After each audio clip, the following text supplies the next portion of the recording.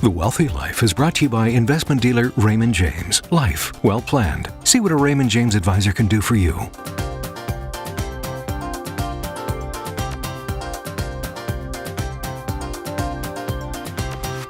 With us today is Paul Siluch, Portfolio Manager, and we're going to talk about kids and money.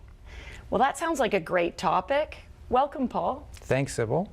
Before we jump into kids and money, I'd like to know a little bit more about your background. How did you get interested in finance? Well, my background is as an electrical engineer, but Sybil, I've been interested in money for a long time. I was one of those kids with a lemonade stand. I started shoveling sidewalks at 6 years old, so I got it at an early age. Okay, so think back to when you were a kid. What drove you to have a lemonade stand and make money at such a young age? Well, my parents didn't give me an allowance, so it was my only source of money. And what did you spend it on? Comic books. Oh, well, hey, you learned that you could earn money yourself and spend it on whatever you wanted. I did. Do you think as a society today, we're doing a good job of teaching our kids about money? Sybil, we aren't. We are the helicopter parents teaching the bubble wrap generation, and we just don't let kids fail. You know, as an example, in Ontario, they've been teaching money skills to kids for 6 years at the high school level, and yet the rate of bankruptcies in college-level kids has doubled. In England, in 17 to 24-year-old kids, the rate of consumer debt has tripled in the last 10 years. The average kid is carrying $20,000 consumer debt. So whatever we're teaching them isn't working. Why do you think that is?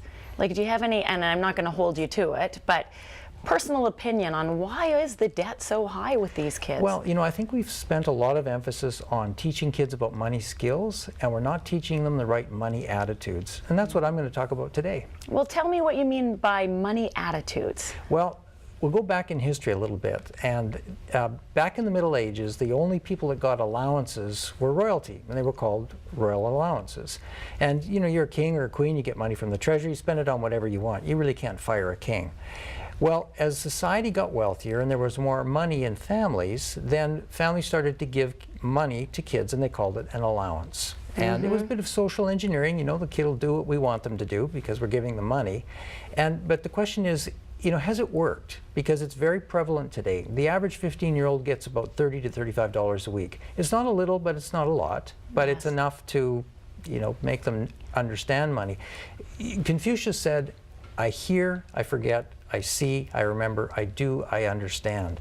And I think that's where the disconnect is. We teach them so they see it, but we don't really let them do it. We don't let them fail. They don't know where it comes from either. I mean, it's easy if it's just a handout once a week and they can go spend it. They're not really associating the work that needs to be done to earn it. That's right. And so if you look at 80% of business leaders today started work before the age of 18.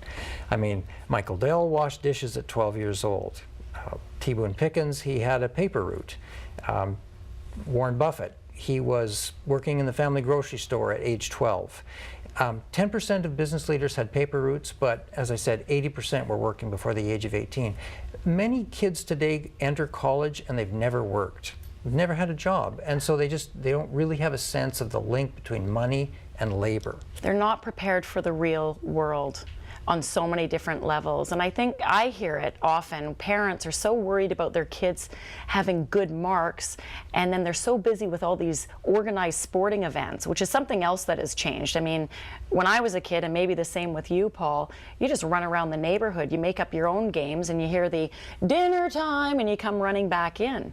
But I think everyone's schedules are so jam-packed now that parents are worried, how will their child fit in work to earn money?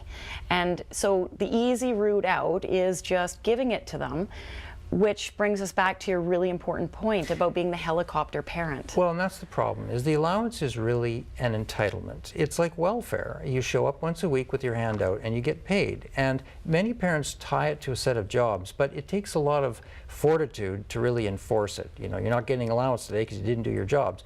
And, you know, pretty much we give in. Oh, all right, just do it next time, and the kids will whine and complain, and they'll get paid. So we teach them to whine and complain and get paid. And that's an entitlement. Like I say, it's like welfare. So what did we do? Well, there was a book by a guy named Dr. Zink, long out of print, but it was raising money, how to raise money raise kids the proper way with money. Yeah. And so what it involves is 2 lists of jobs. And the first list of jobs is the jobs you do because you're a member of the family. And they don't pay anything. So this is clean the table, feed the dog, make your bed. If you don't do those jobs, you don't get to go to the second set of jobs. I'd like to add clean the toilets on there. No, that's a paying job. Oh, darn. So the second set of jobs is jobs that pay money, and you put them on the fridge. So this is clean the toilets. I guess that's fair. No one wants to do it. I will pay to clean, That's have right. someone clean the toilet. Fold the laundry, vacuum the basement, wash the car, mow the lawn. These are jobs that you would do, but the child could do for money. Clean up dog poop in the backyard. Hey, I hate that job. premium job. Yes. So, and so the point is that you link early labor and earnings, and you get the reward from labor. And you don't just throw them into the job, you teach them how to do it right, because there's a quality control exercise to this as well.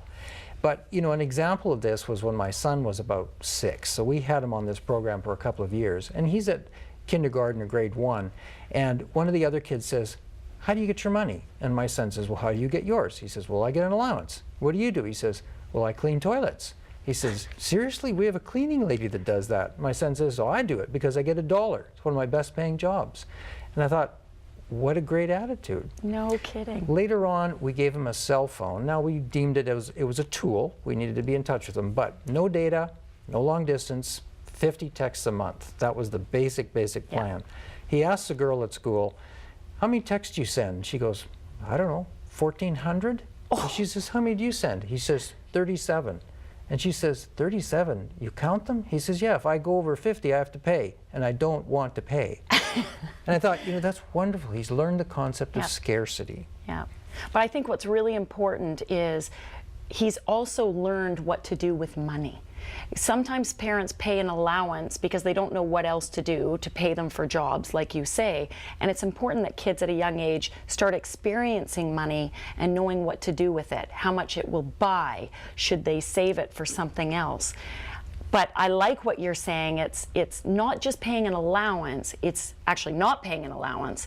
It's replacing that with paying for performance, paying for duties. It is. And many parents will link it to an envelope system where it's giving, saving, and spending. And that's not a bad idea. We didn't do that because I think you have to let your children fail. I mean, this is a safe place to let them fail. So if they want to blow it all on Pokemon cards, let them. Let them discover the power of poverty and the ambition that comes with that when you realize you want money again. So then they get motivated. There's the jobs, get to work. And you know what? I love it. They do. They They get motivated and they go back to work. Well, Paul, this has been fabulous. And I know to many of our viewers out there, they're probably wondering, how do I know what jobs I can get my kids to do and how much should I pay them? So we've put together a kids' jobs and money workbook to help you with that. So I think this will be very helpful for most people to follow so we can change the future and start teaching our kids right about money. Absolutely. Paul, thanks for being on the show. My pleasure.